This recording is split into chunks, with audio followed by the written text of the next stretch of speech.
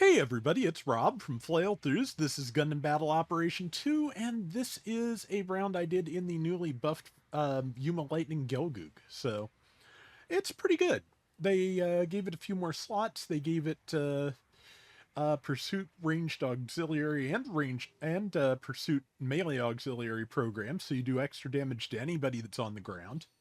And they gave it an incendiary missile launcher in its arm on top of everything else. So, yeah, it's got a good set of stats. I built as usual for defense, but I also added both walking speed up, and overtune for boost speed. And since this is a level 3 and a 550 room, I forget. I think that gives me plus like 7 boost speed, something like that. So yeah, I am faster than the average high mobility Gelgoog. So that's not bad, I don't think. And yeah, there's a lot of Zaku 3 Psychomu test types around. I need to check that out because I have it, but I haven't gotten a decent round with it, which, as much trouble as these gave me in the couple of Yuma Lightning rounds I played, leads me to believe I just need to practice with it more. Which is, as I've said before, not unusual. Like Yuma Lightning's Gelgoog is one, a Gelgoog, and two, old enough that, it's something I had gotten decent practice with, so I do alright here, I think. This round actually comes off a little one-sided, as I recall, but just I I enjoyed it, and it shows off the buffs pretty well. I don't like running one-sided rounds, but occasionally when I get one I really like, or when I am on a really tight deadline, like I've reached recording time for the night before the video goes up, and I don't have anything better on hand, I go with it, and I'm going with it. So yeah, killed the Zaku 3 Psychomu with the tackle. The one got in there because I was about to say I could tell from the incendiary damage it was down to 1 hit point. So yeah, so because yeah, when it's suddenly did 280 something on the last tick, I knew. And yeah, the other missiles, I believe they upped the weapons swapping time and the damage a little bit, so those have also gotten better, which is nice. But yeah, I think as it is, Yuma Lightning's Gelgoog has a really good downswing. It like jumps and swings up and then lands and swings down, which is really nice. But at the same time, just I've said before, I feel like I work best at medium range, like close enough that my melee judgment is not a huge detriment, but far enough away that you know, I don't know. Just it works for me. And the Gelgoogs are really good at that, I feel like. But yeah, so and with all these decent missiles, I can do that very easily. I can stay at the mid range, support the long range or the short range people, and hopefully not get in the long range uh, mobile suits way. We've got a Gunner Gundam here for our support, so and yeah, it's got plenty enough weapons to make a really good sniper now. So it can just kind of set up camp somewhere, and if it's not bothered, it will be doing good work. But let's see. Yeah, so far so good. We're ahead a little bit. We are going to expand that lead. Like I said, this one went really well. Like I said, probably too well. But yeah, and gonna move in for melee at this point just to try and protect the other person. Didn't really work out. Roswell Jakin grabbed me. It wouldn't have had a chance to, but its psycho frame kicked in on the first hit of the downswing, so it did not get knocked down. That's generally that's generally how it seems to happen. But yeah, all those resonance and new type skills basically all tend to cancel out whatever the reaction to whatever attack activates them. So, which is, it does its job. It can seriously trip you up if it is in the middle of doing that. Let's see. It looks like fighting's starting to happen over near the enemy base. I'd like to be in on that, so I'm going to head over there. And let's see. Oh, yep, there's that Zaku, and I'm just going to go over here and hope I don't get shot. Because, yeah, funnels are a problem. Funnels are always a problem. grazed by the missile, which I think was enough. Support fire's coming out. I'm going to back up a little bit, try and hit the person attacking our allies. I think I might have stunned the allies instead.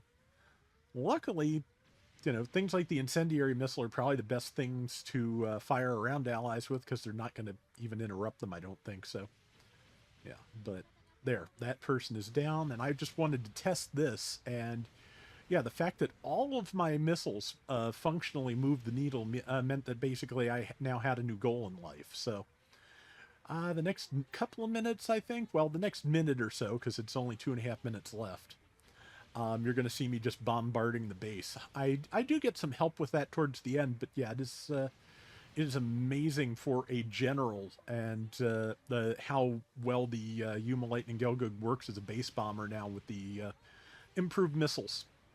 Now, I've done what, a third of the base's hit points in like 30 seconds. That's pretty sharp, I'd say. That's pretty good. But while I'm doing this, thank you to everybody who watched the Gelgoog Supercut yesterday. I have been working on that for a while. I just, I had an idea for the poster. I didn't get the fonts quite right, but well, not a poster so much as like a 1930s movie lobby card is what I was going for. I think that comes across fairly well.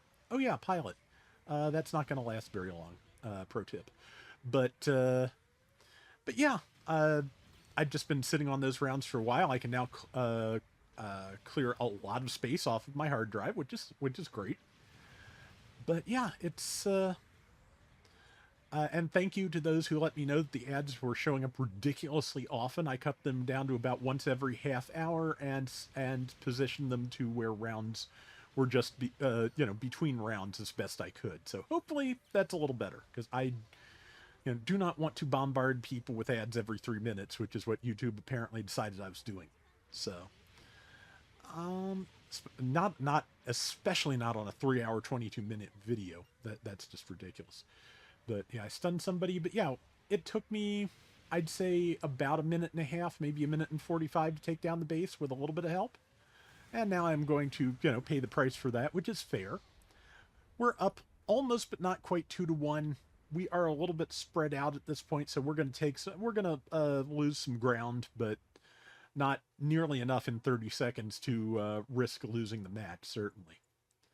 But yeah, part of the reason we're spread out, of course, is because the Gunner Gundam is doing its job, and to be honest, I feel like the enemy team has to be spread out worse.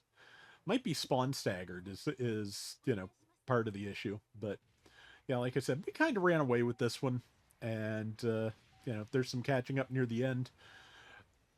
I kind of find it funny that they're starting to catch up a little near the end, as opposed to when they were down we were functionally down a person while I was glued to the base throwing rockets at it. So, but yeah, it worked out, and like I said, Yuma Gelgoog feels really good.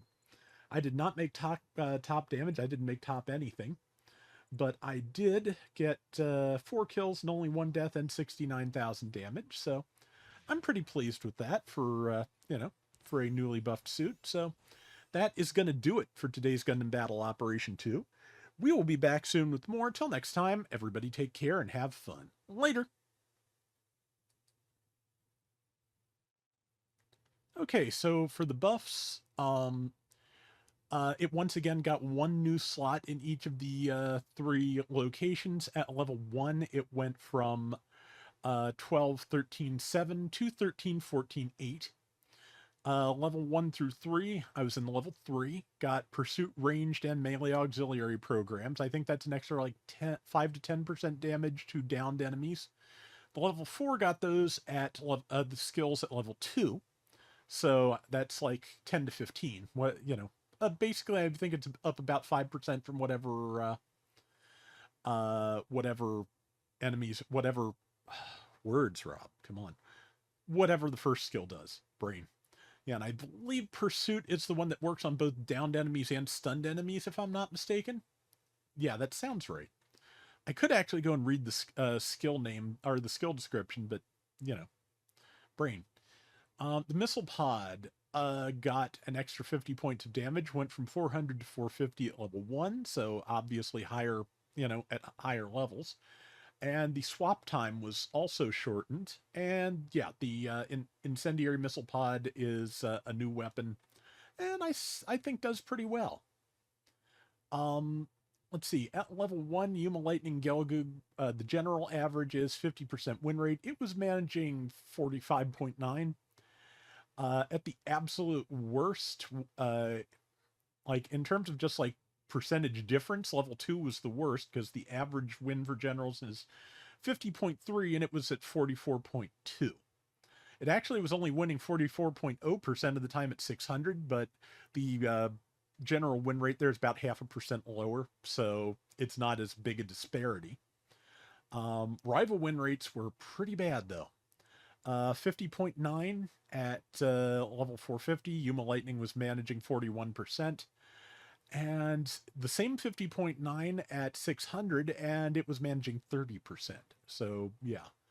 And at 600, it was only doing 50,000 damage versus the general average of 76k. Uh, and yeah, just like 53 to 54 all the way up the tree, but of course the general average goes up from as that goes. Um, it's been below average on losses though all the way up. 3.2 is the average at 450. It was at 3.1, only 2.9 at 500 versus the average of 3.2. So yeah, it's just another thing that didn't suffer as many losses but didn't do as much damage, which again, I feel like it's the pattern for things that aren't like raids and in your face fighters. Things that can fight at range tend to just take less losses but not do enough damage to make up for it. So, but yeah, definitely good now, and it's nice to use the thing again, honestly.